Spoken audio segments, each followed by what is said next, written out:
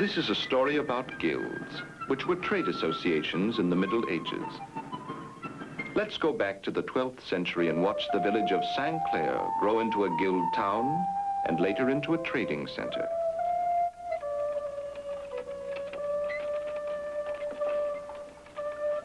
In a medieval rural community, life was simple.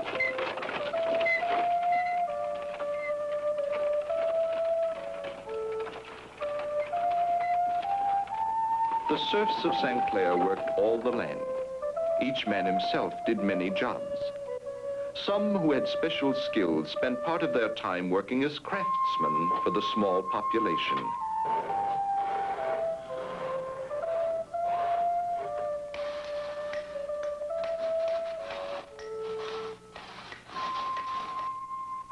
Life in the village of St. Clair was simple and self-sufficient, each family satisfying its own needs and the needs of the mighty lord of Montbref, whose castle and arms gave security to the people of the village. Around the castle walls, serfs and craftsmen began to settle. They and their families needed food. It became necessary to bring food from the surrounding countryside and sell it on the marketplace.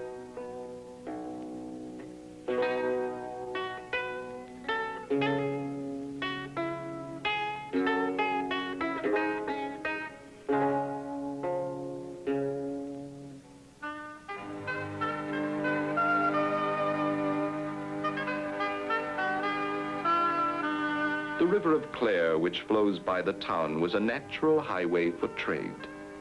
Along the river, wharfs were built to handle river traffic.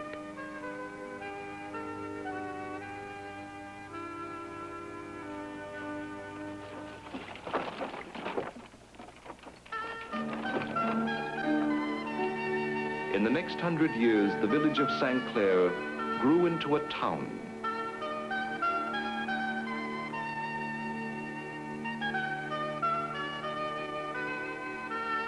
Old feudal ties with the lord of Montbref changed.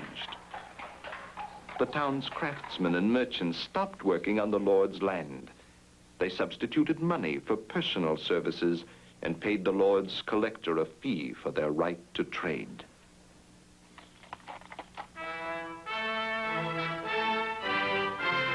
In time, the tradesmen along the Clare River grew prosperous. They formed a sort of chamber of commerce called a guild and built imposing guild halls to house it. Gradually, merchants and craftsmen grew apart.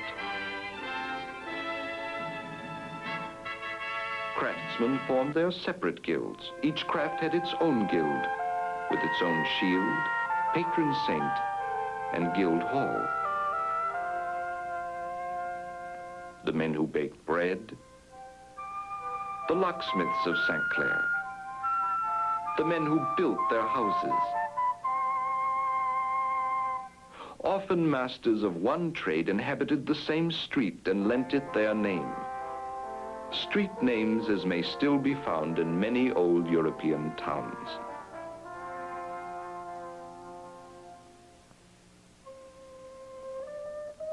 Let us visit the Shoemaker Street in St. Clair and try to picture life as it was in the year 1300, under the control of the guilds in those years of the Middle Ages, when each man's place in the town's society was fixed by custom.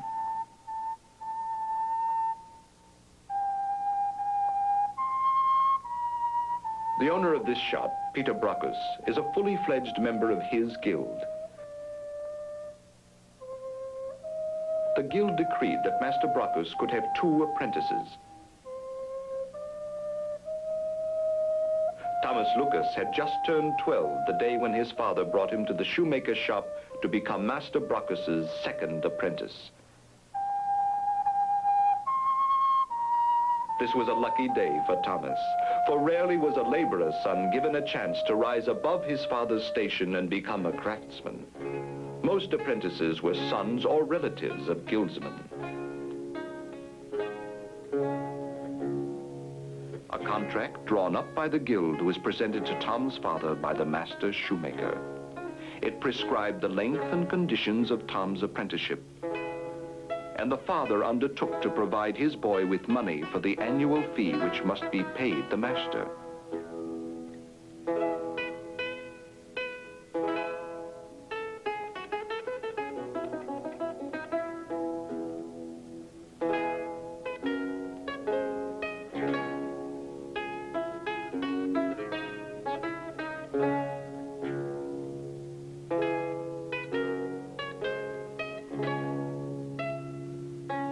With the signing of the contract, Master Brockus took over the role of parent and teacher. And the master promised to look after him in sickness and health and to teach him the skills of his craft.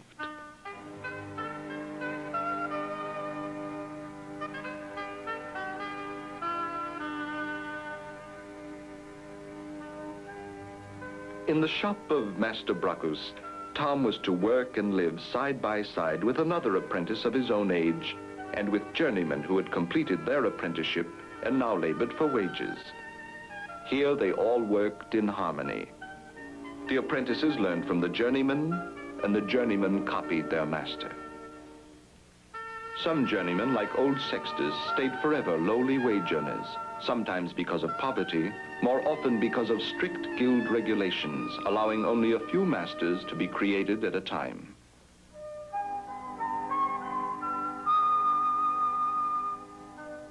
However, in the heart of each journeyman lay the hope of becoming a master one day, of saving enough money to buy tools and a shop of his own, and of proving to the guild wardens that he was ready for a promotion by presenting to them a piece of work worthy of a masterpiece.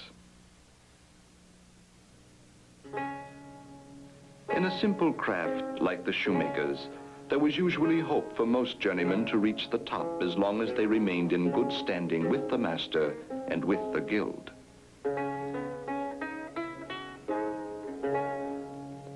Master Brockus managed his shop according to guild rules and sold his goods at guild prices. All dealings between the master and his customers were just as immediate and personal as those between the master and his workmen.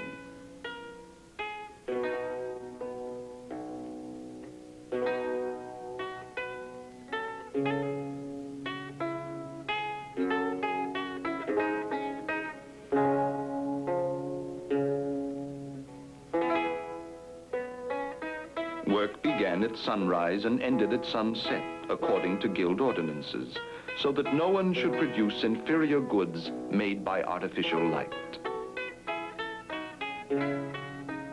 When work was done, the master and his helpers became a family, often eating and living together under the same roof, protected by one patron saint, all secure in the brotherhood of their craft, all united by their interest in it.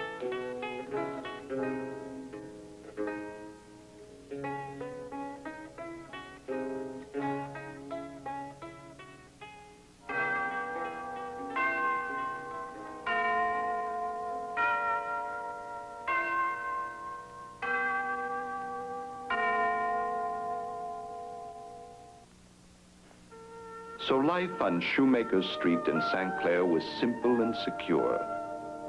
The guild kept everyone in his place and protected all its members against violent changes.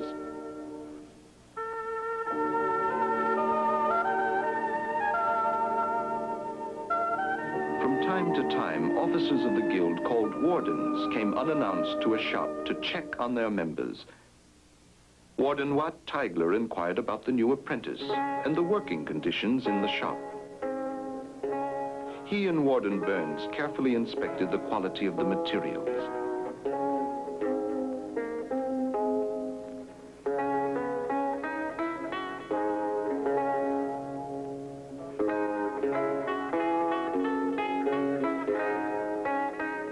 Warden Tigler also checked the workmanship of the journeyman.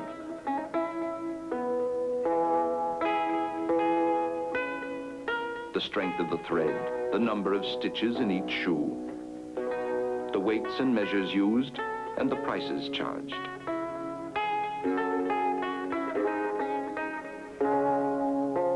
Warden Robert of Berne inspected the patterns of shoes, for the guild decided what kind of patterns each master may use.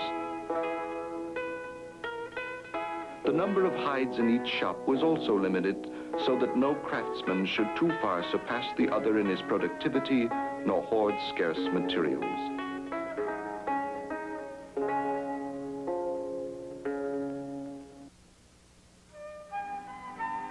But Master Brockus's shop is only one of many shoemakers' shops that Wardens Tigler and Berne inspected regularly.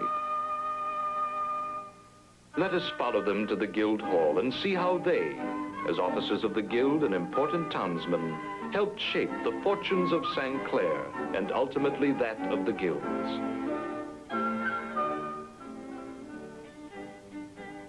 In this proud black lacquered hall, Guild officers held regular meetings to listen to reports on the conduct of all those men in town who practiced their particular trade.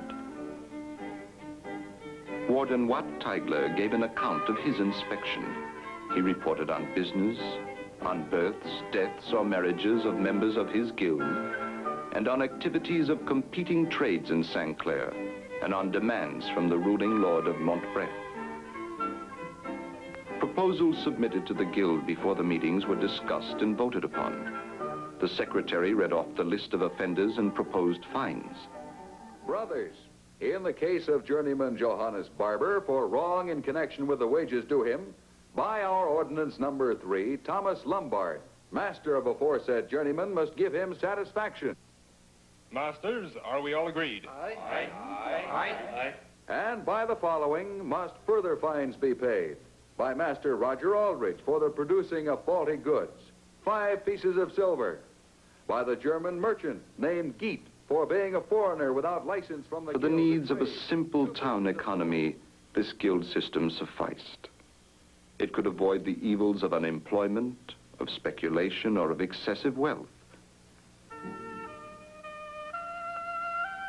But at the core of this system, there were already germs of a new type of organization which the guild's own leaders will permit to emerge in a not-too-distant future. More and more officers of influential guilds also became members of the town government. Wat Tigler and Robert of Berne represented the Shoemakers Guild in the town hall. It was an important day in the history of St. Clair when Wat Tigler accompanied the Lord of Montbref to the town hall. There, at a ceremonious meeting, the nobleman granted the town of St. Clair a charter of freedom in return for an annual fee. The mayor of St. Clair received the charter written in Latin and read it to the town council. Et alis consuetudinibus et libertatibus, at huis modi gildam pertinentibus. The Lord's charter granted the citizens of St. Clair freedom of their city, monopoly of their trades, exemptions from all tolls, taxes, and services, and gave them the right to control foreign craftsmen and merchants who would come to trade in their town. With the freedom of the town thus assured, the citizens got ready to celebrate the Day of St. Crispin, the patron of the Shoemakers Guild. Even when mystery plays began to be acted out in the church square, the guild took charge of the production.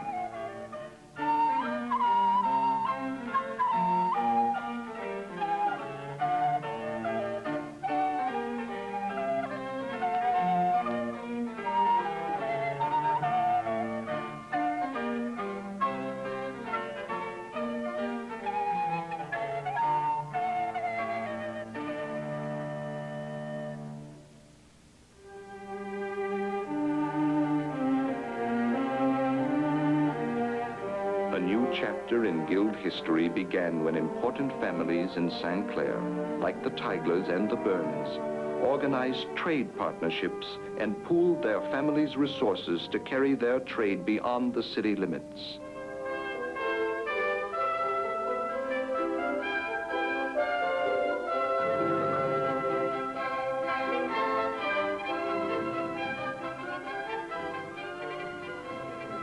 The guilds themselves fell more exclusively into the control of these rich townsmen who aimed to restrict them to their own families by raising the term of apprenticeship, the size of initiation fees, by introducing elaborate ceremonies and costly liveries for its members. Gradually, there came the time when a distinction appeared between important guilds and lesser guilds. Members of important guilds, like this great-grandson of Wat Tigler, were guildsmen in name only. He, for instance, supplied raw materials to lesser guildsmen and paid cash for the finished goods they produced for him. And as roads improved and the king's government increased security, Trader Tigler carried his business even farther from St. Clair.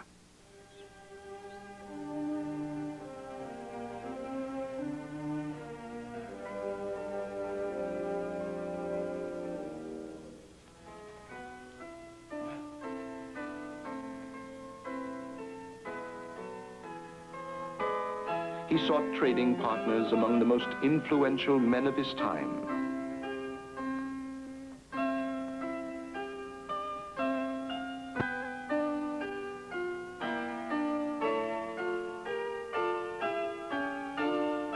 These were the men who now dominated guild life.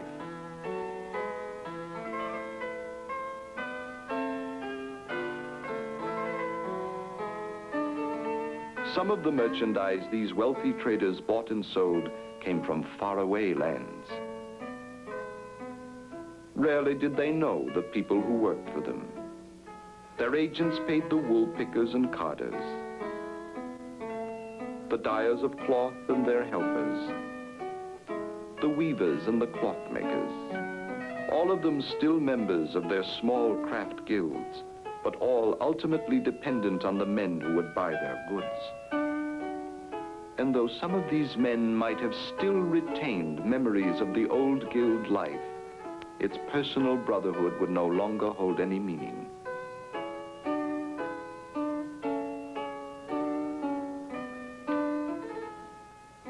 The small craftsmen who worked on the outskirts of St. Clair were doomed to become no more than hired workers, increasingly dependent on the master of the important guilds for their raw material, for their markets, and often for their machinery.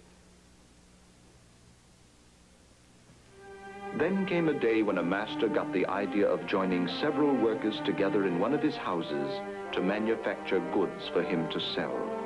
And something akin to the modern factory system was born. Not until much, much later were the working men to form protective societies, which we now call labor unions. Thus, in the 14th and 15th centuries, new classes emerged out of the society of the Middle Ages. These workers coming out of the Tigler mills in St. Clair were a new class of wage earners without land.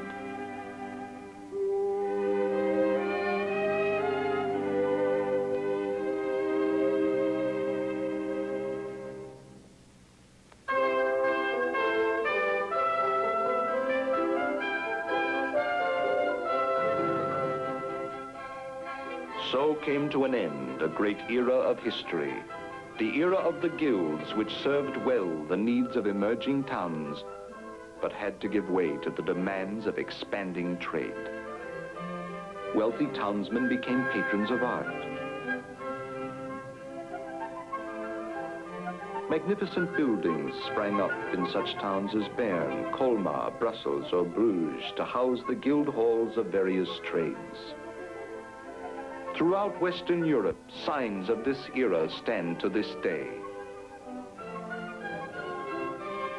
But one must search back into the past, into the golden age of guilds, for the meaning which lies behind these beautiful monuments of medieval Europe.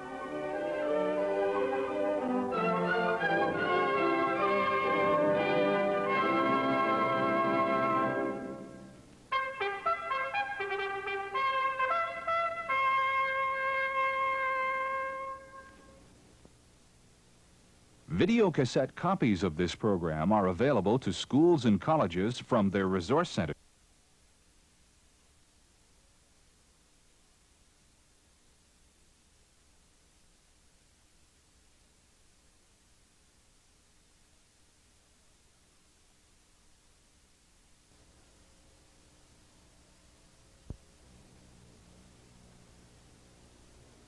The following program is a presentation of the Provincial Educational Media Center.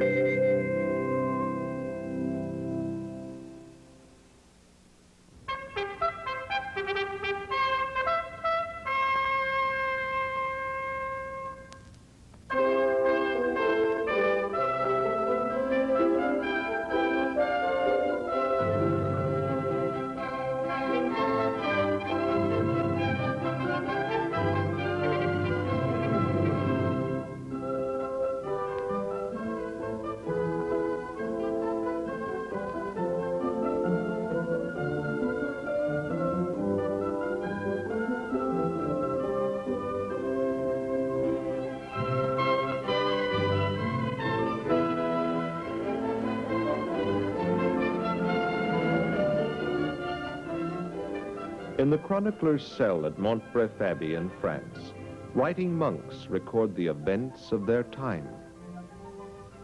Brother Boniface is the guardian of chronicles which date back to the fall of the Roman Empire and record the chaos that followed. Force ruled everywhere. People began to look to the strong for protection and submitted themselves as serfs to those who had the means and skills for fighting. The early chronicles reveal knights as cruel, ignorant fighting men. Their only occupation was war. As life in feudal Europe became better organized, a code of honor developed based upon ideals of chivalry, religion, and the knight's status as professional warriors. While this code was not often adhered to, it was an ideal to which they all aspired. Among the writings of Brother Boniface, there is the tale of a youth, Robert de Goncourt, who was raised according to the code of chivalry of his time, and whose story we will hear as the chronicler himself might have told it. Our tale begins in the year of our Lord, 1192, when the noble Lord of Goncourt sent his son Robert to the mighty Lord of Montbref to learn chivalry and the skills of knighthood at Montbref Castle. In the year 1192, the castle of Montbref stood proud and mighty, guarded by impregnable towers and surrounded by a deep moat. Here, Robert de Goncourt began his apprenticeship as a page, the first step toward knighthood. At the age of 7, under the experienced hand of Lady Alice de Montbref. My lady? Welcome, Robert. Enter in and draw nearer, my lad. Truly, I am glad of your coming.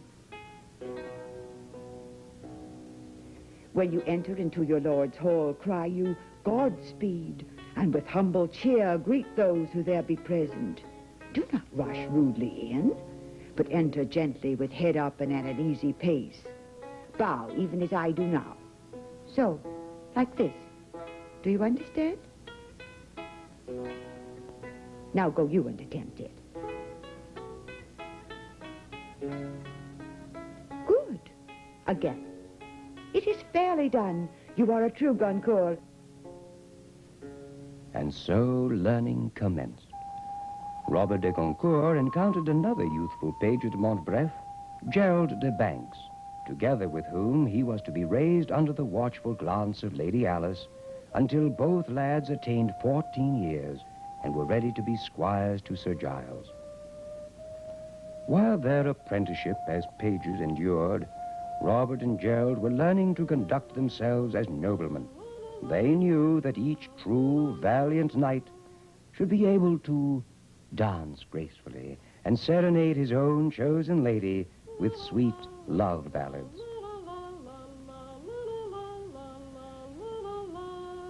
In Montbref Castle, learning was also held in high regard. Each day the worthy castle chaplain undertook to teach the young pages the art of reading, and from him they learned to speak in Latin, the tongue of the church and all learned men.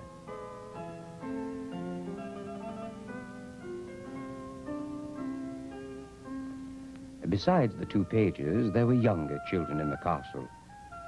They had many pastimes, such as walking on stilts behind the castle walls, or playing ball under the supervision of some member of the household. They sported at marbles and spent the day in carefree leisure. But the pages stand close by their lady, often listening to stories about knightly deeds of their ancestors.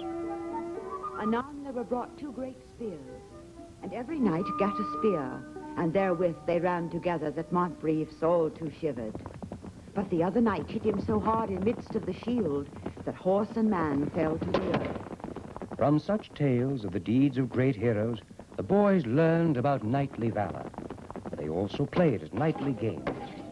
Most favorite of these was the game of tournaments with toy knights on horseback, played in strict accord with the laws of tournaments.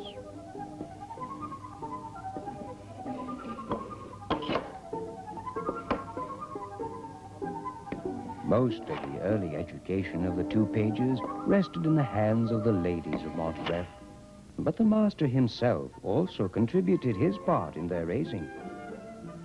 In moments of respite, when Sir Giles sat down to play at one of the manly games such as backgammon or chess, the young pages were permitted to stand by and witness the game. But these were all light pastimes. The page's real fortune was that of a warrior and horseman. So, often as he watched the stablemen and older squires, Robert would imagine himself a great knight, mounted on his steed. Part of Robert's apprenticeship was passed around horses. Elder squires, such as this man, who doubtless lacked the gold to purchase the costly gear of knighthood, often served as instructors of young noblemen.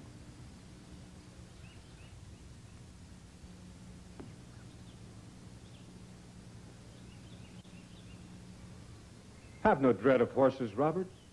Sit you fast in the saddle. Allow the beast closer acquaintance of you. Only then will he be your honest steed, faithful in battle and tournament.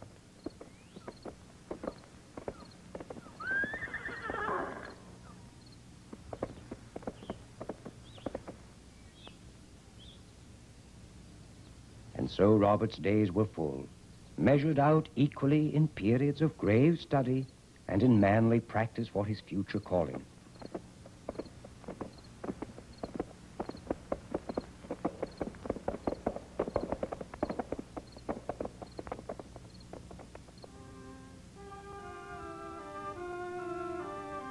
Seven years sped by. Robert's time as a page drew to an end.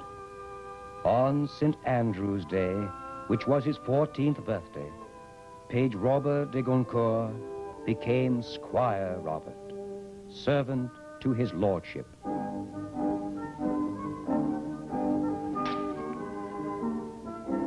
Peace, I cry.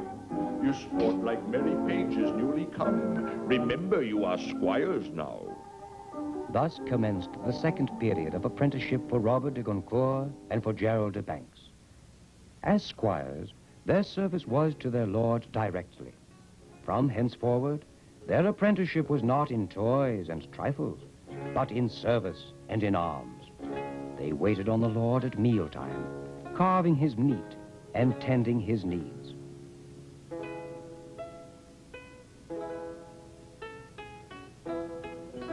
Thanks, good Gerald. Come, Robert.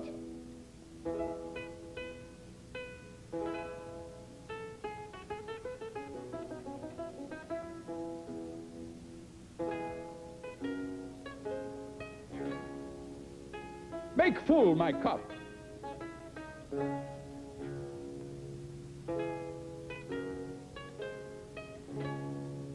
Enough.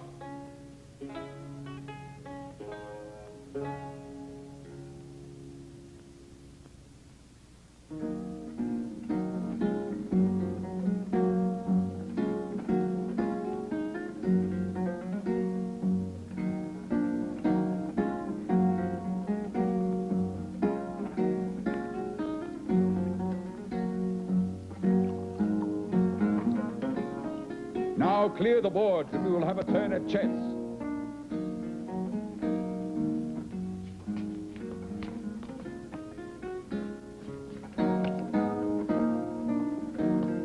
Stand down, Gerald. Bring the chess man. Fetch a chair, Robert.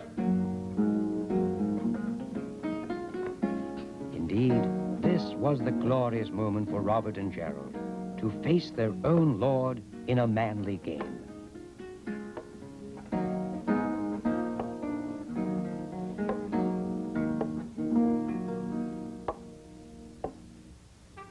Serving the master meant partaking of his leisure and his duties. The squire's tasks were many, maintaining the brilliance of the lord's shining armor and the sharpness of his weapons, keeping the hunting equipment ever ready for the master's call, dressing him for battle or the hunt, and following behind wherever he might go.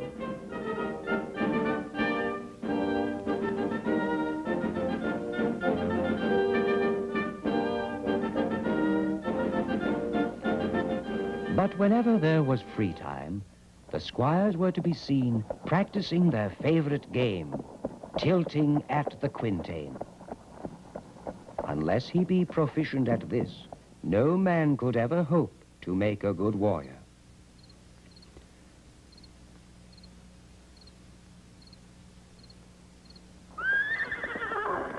The quintain is an effigy of a knight with shield in one hand, club or sandbag in the other.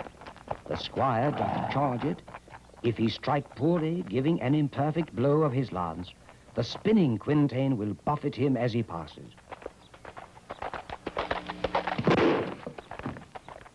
Hooray! Hooray!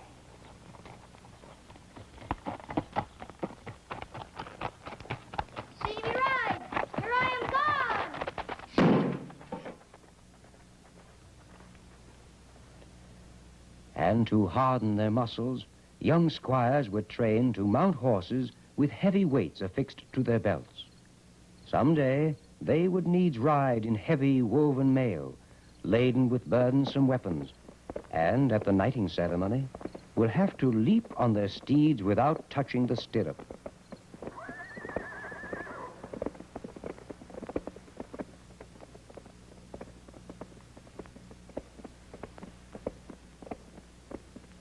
But at softer moments, Robert and Gerald learned to sing love ballads and popular songs.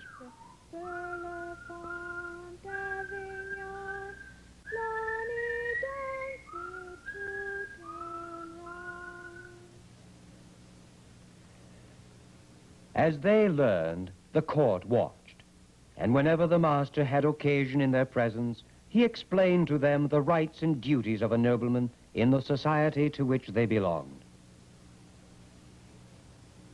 As they grew, they learned to handle weapons worthy of their might and skill.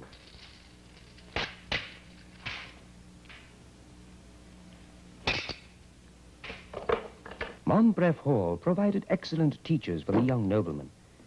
In labor and sport, Robert's years of apprenticeship followed fast upon each other, till his life at Montbref Hall reached its close. He was 21 years old. So, on Ascension Day in the year 1205, 14 years after he had arrived, Squire Robert de Goncourt fulfilled the conditions for elevation to knighthood. In the early morning of the day before his dubbing, Robert's knightly armor was displayed in the Hall of Arms for the wonder and admiration of the court. A knight's weapons and costumes cost much gold. Robert's uncle, Sir Remy de Tourneval, volunteered to be his sponsor, furnishing his armor and his steed. A golden-handled sword, hammered by a swordsmith of renown, a visor fashioned by the armorer of Tourneval, and golden spurs, the gift most precious of all. But except for this short respite, Robert's day was devoted to a strictly prescribed ceremony. For the young Robert, this was a solemn time indeed. Already he had taken his bath to purge him of past sins and don the white shirt which betokens purity.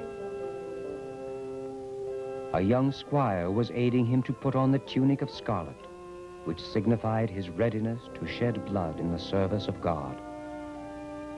For Robert, This was a day of purifying fast, which readied him for the ceremony of greatest import, the Vigil of Alms. Pater noster quis in celi sanctificetur nomen tuum, adveniat regnum tuum, fiat voluntas tua sicut in cielo et in terra. Aid me, O God, to perform my duties with valor as becomes a knight. Bequeath to me honor and to my Lord long life. Pater noster quis in celi sanctificetur. From dawn on Ascension Day, the castle was astir with life. In the halls, there was much preparation for the feast which was to follow the dubbing ceremony.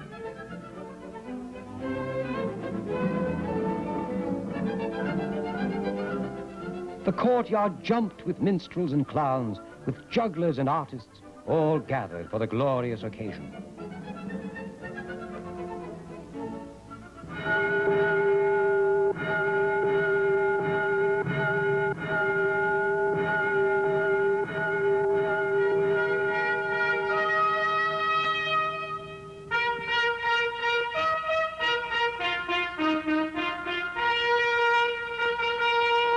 Purified in body and soul, Robert marched in solemnly, prepared for the most important ceremony of his life.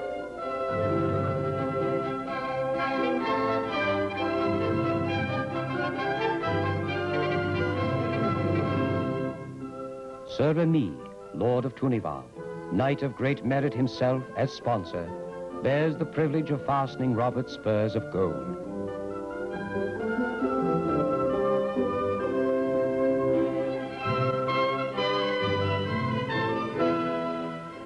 Sir Giles, Lord of Montbref, Robert's teacher and master, performs the dubbing. Be valiant, Sir Robert.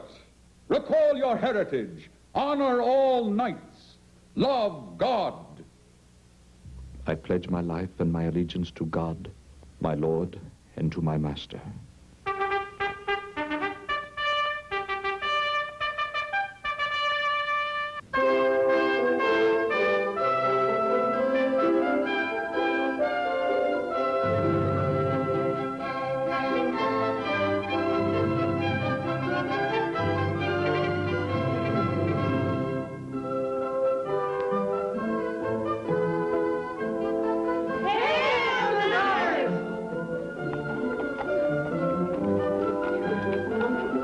Then came the moment when Sir Robert was expected to make the running leap to his mount's back without touching the stirrups. A moment of awe for his family and comrades.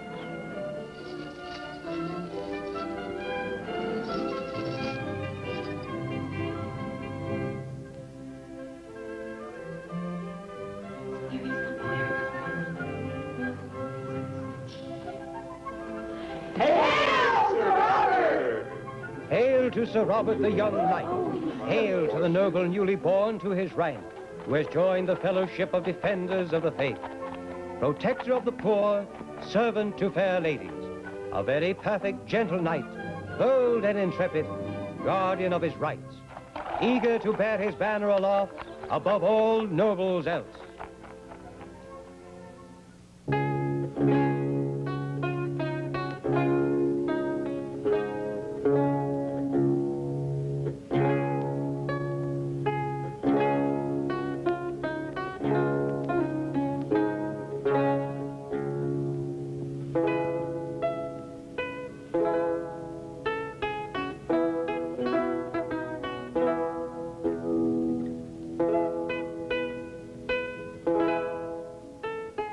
Thus Sir Robert takes his place beside Sir Giles and Sir Philip.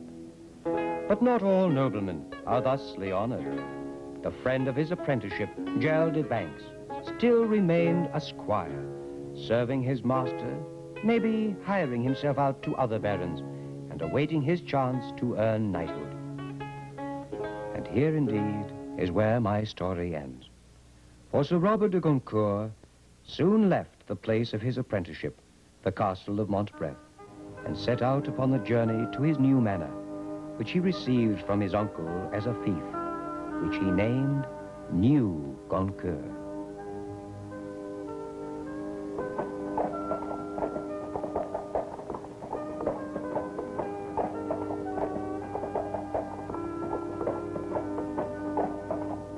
The story of Sir Robert is that of many knights of his time, noblemen whose chief occupation was war. As time went on, knightly armor changed, from woven mail to breastplates, to full metal battle dress.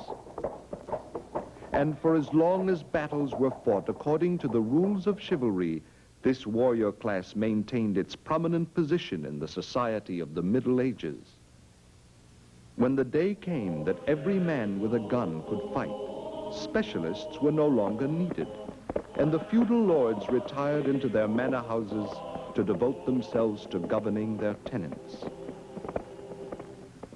With the evolution of strong central power, Sir Robert's heirs had fulfilled their function as protectors of feudal society.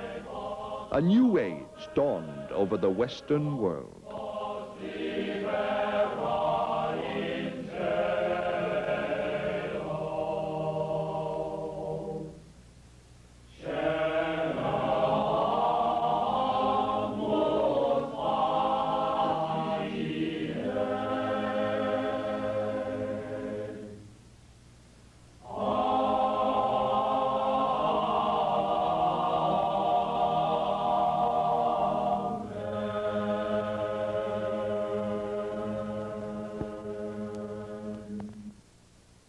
Video cassette copies of this program are available to schools and colleges from their resource